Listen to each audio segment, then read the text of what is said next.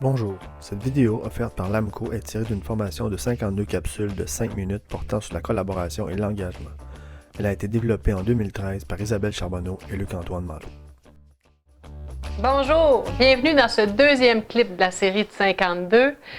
Aujourd'hui, on va vous parler de deux principes de systémique qui sont l'interdépendance et le feedback. Mais juste avant de commencer dans ces principes-là, juste revenir sur ce qu'on a vu la semaine dernière avec Luc-Antoine.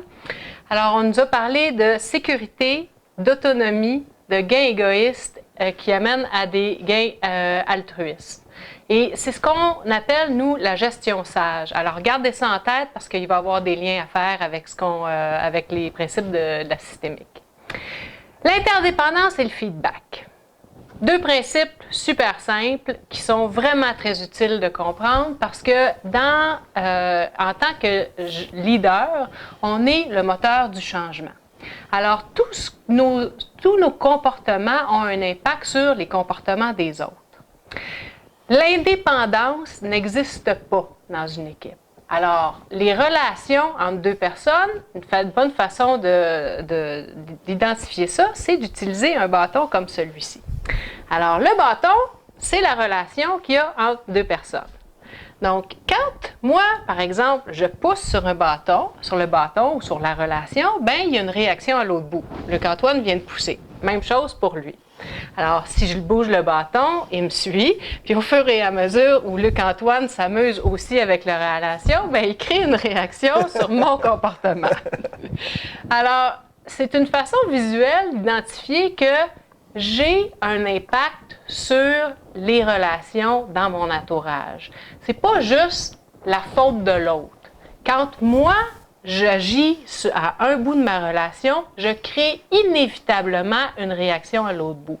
Alors là, Luc-Antoine est en train de pousser. Moi, je peux très bien décider de lâcher la relation, puis il se retrouve à s'amuser un peu tout seul. Insécure. Insécure.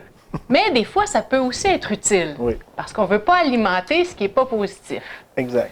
Tu as peut-être des exemples à nous proposer. Il y a quelque chose qui m'est arrivé en coaching qui est assez fascinant. J'avais une gestionnaire qui rentrait tous les matins et elle me disait « Je le sais en arrivant si je vais avoir une bonne journée ou une mauvaise journée avec mon adjoint. Je le sais, je le sens. Dès que je la vois, je le sais si c'est une bonne journée. Puis à chaque fois, ça ne ment jamais. » Fait que je pose la question « Comment tu réagis quand c'est une bonne journée? Puis comment tu réagis quand c'est pas une bonne journée? » Puis elle me dit, quand c'est pas une bonne journée, ah ben là, je le sais, je me resserre un peu, je me dis, bon, il faut que je passe à travers la journée. Puis quand c'est une bonne journée, on dirait que c'est plus relax, puis tout ça.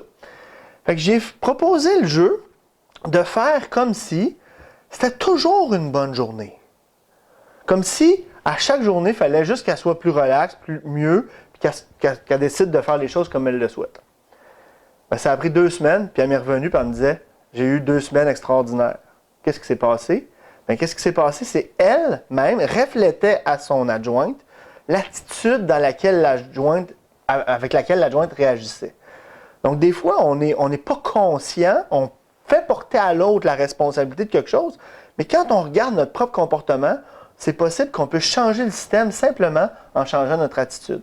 C'est ça la notion d'interdépendance puis de feedback. Je pense qu'il y a une notion d'intention beaucoup en arrière. Ouais. Donc, quand on a en tête une intention positive, donc quand on prend conscience d'une intention positive dans nos relations, qu'on est bienveillant, bien, inévitablement, on crée quelque chose de plus positif que quand on est ou bien dans l'inconscience ou bien qu'on part une relation avec une énergie qui est peut-être un peu moins positive. Oui, puis aussi faire attention de ne pas faire porter à l'autre quelque chose qui peut nous appartenir aussi. Dans le prochain clip, on voit 2 autres notions. Donc, Luc-Antoine va nous parler de 2 autres notions de la systémique qui sont les principes de totalité et d'homéostasie. Alors, ça va venir enrichir les 2 premiers qu'on a vus aujourd'hui. Et évidemment, bien, je vous laisse sur quelques questions.